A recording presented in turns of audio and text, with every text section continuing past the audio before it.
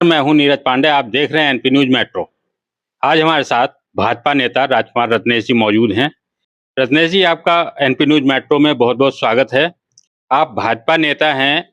दिल्ली में लगातार भाजपा ये दावा करती था आई थी कि आम आदमी पार्टी कोई काम नहीं करती है, जिससे पहली बारिश में ही दिल्ली में जाम लगता है और ये सिलसिला लगातार बारिश तक चलता रहता है। जब जब भी बारिश होती है जाम रहता है और जल भराव की स्थिति बनी रहती। अब दिल्ली में बीजेपी की सरकार है, तो बीजेपी क्या कर रही है जल भराव को रोकने के लिए और जाम से निजात पाने के लिए?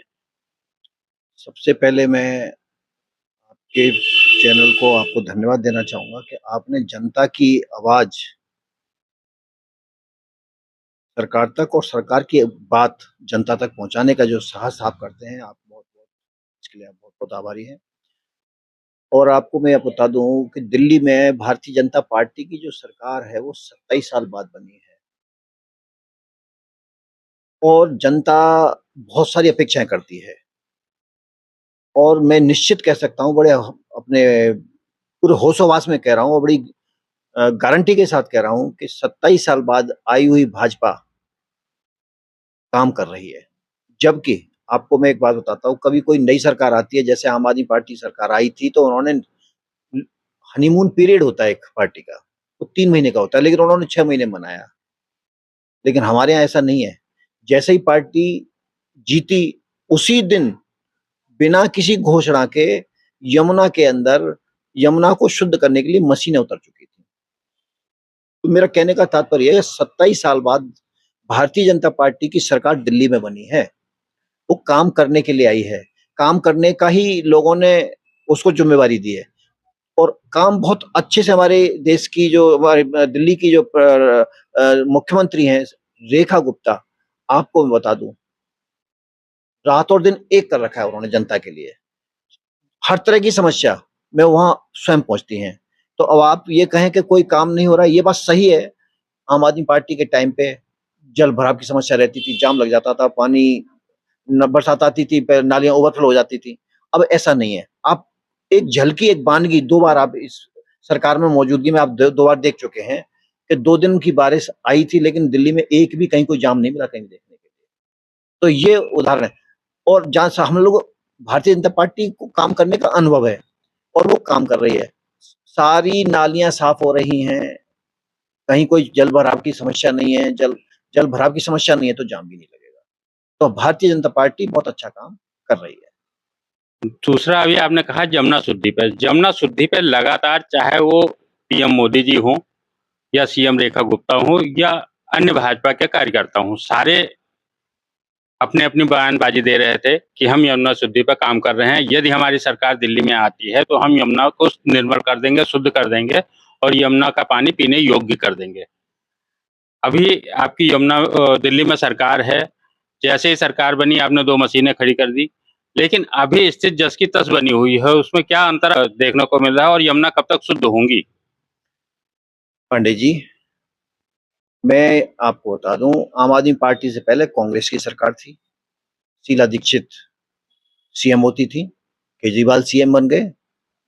11 साल 12 साल उन्होंने दिल्ली में राज किया, वो भी कुछ नहीं कर पाए। ये जो समस्या है यमुना की, बहुत पुरानी समस्या है। मैं तो ये कहूंगा इससे भी ज्यादा आज से यमुना बहुत अच्छी थी शीला दीक्षित के टाइम में, लेकिन उसके बाद में कोई काम नहीं करा पाया केजरीवाल। तो उसकी जो दुर्गति हुई है, वो सारी की सारी दुर्गति आम आदमी पार्टी के टाइम में हुई है। अब आपने अपने मुंह से कहा कि आपने 2 मशीन यमुना के अंदर देखी जल को शुद्ध करने की। आम आदमी पार्टी के टाइम में आपने कोई मशीन खड़ी देखी यमुना में? नहीं देखी, क्योंकि उन्होंने कभी सोचा ही नहीं। उन्होंने तो ये कहा कि मैं यमुना के नाम पर वोट लेता रहूंगा। पहले दिन से उन्होंने कहा था कि मैं यमुना को साफ कर दूंगा, मुझे 5 साल दे दो। 5 साल दे दी, यमुना में कुछ नहीं कर पाए। दूसरी बार में कहा मैं कर नहीं पाया हूं, मुझे फिर 5 साल दे दो, वो भी कुछ नहीं कर पाए। और हम कह रहे हैं कि हमारी जैसे ही जो है हमारी पार्टी जीती दिल्ली के अंदर, उसी दिन यमुना के अंदर एक मशीन आईटीओ पर पानी में उतार दी गई थी, सेम डे। तो अब आप इससे सोच लीजिए, अभी तो सरकार को बने हुए बहुत ज्यादा टाइम नहीं हुआ है, 2 मशीन ऑलरेडी काम कर रही हैं, मशीन अभी और भी आएंगी। यमुना को बिल्कुल स्वच्छ निर्मल नदी बनाना है, यह संकल्प है हमारा। क्या यमुना में मशीनों के द्वारा शुद्धता लाई जाएगी, या जो इसमें नालों के पानी आ रहे हैं या फैक्ट्रियों का गंदा पानी आ रहा है, केमिकल युक्त पानी आ रहा है, उनको भी रोका जाएगा? मैं उसके बारे में भी आपको बताता हूँ। हमारी दिल्ली के अंदर 35 एसटीपी हैं। उनमें से पूरी दिल्ली में अभी तक सिर्फ 8 काम कर रहे हैं। 8 काम कर रहे हैं, तो 8 से तो ये यमुना स्वच्छ होने वाली नहीं है। ये कि जो जितने भी एसटीपी हैं, हम पहले उनको काम कर रहे हैं। हम नए एसटीपी तो बाद में लगाएंगे। जो एसटीपी जिन्होंने डेड कर दिए थे, हम उन एसटीपी पे काम कर रहे हैं। जिस दिन वो 35 के 35 एसटीपी काम करने लगेंगे, तो ये यमुना का जल गंगा नदी जैसा स्वच्छ जल हो जाएगा। दिल्ली में अतिक्रमण के विरोध बुलडोजर गरज रहे हैं, सीएम गुप्ता ने किया है। क्या केवल ये रोहिंग्या या बांग्लादेशियों पर हैं, या यमुना खादर में रहने वाले जो श्रमिक हैं उन पर भी ये गाज गिर रही है? ये क्या इनका प्रावधान है और किस हिसाब से ये बुलडोजर गरज रहे हैं? पहले आपको मैं बताता हूँ, दिल्ली के जो रोड थे, कॉलोनी में हो या कॉलोनी से बाहर निकल के, मतलब दिल्ली सरकार के जो रोड थे, पीडब्ल्यूडी के अंडर में जो आते हैं, उनके ऊपर रोहिंग्या और बांग्लादेशियों ने कब्जा कर रखा था। दूसरे शब्दों में इसको ऐसे कहता हूँ कि उन लोगों ने कब्जा करके उस रोड को ब्लॉक कर रखा था, मतलब जाम कर रखा था। जो रोड 60-60 फुट के होते थे, उन्होंने वो रोड 20-20 फुट के छोड़े। तो निश्चित है समस्या जाम की उत्पन्न होगी। हमने क्या किया है, उनको तोड़ा बुलडोजर से। जैसे आपने कहा ना, बुलडोजर की दहाड़ चल रही है पूरी दिल्ली में। जैसे उत्तर प्रदेश में योगी का बुलडोजर फेमस है, अब वही सेम चीज दिल्ली के अंदर भी एक बुलडोजर शब्द अब जो लोगों की जुबान पर आ चुका है। उस बुलडोजर के माध्यम से हमने उनको तोड़ा और उनसे अपनी उनकी आइडेंटिटी पूछी। तो वो बांग्लादेशी निकल रहे हैं, कोई रोहिंग्या निकल रहा है, कोई कुछ निकल रहा है। उनको सबके एक लिस्टेड किए जा रहे हैं। उनको वहां से दिल्ली से बाहर निकाला जाएगा। उनको उनके जहां से वो लोग आए हैं, जिस मुल्क से आए हैं, उस मुल्क तक पहुंचाने की व्यवस्था सरकार कर रही है। तो ये सही है। इन लोगों ने रोड भी घेर लिए हैं और हमारी जो मूलभूत सुविधाएं थी उन पे भी इन्होंने अतिक्रमण कर रखा था।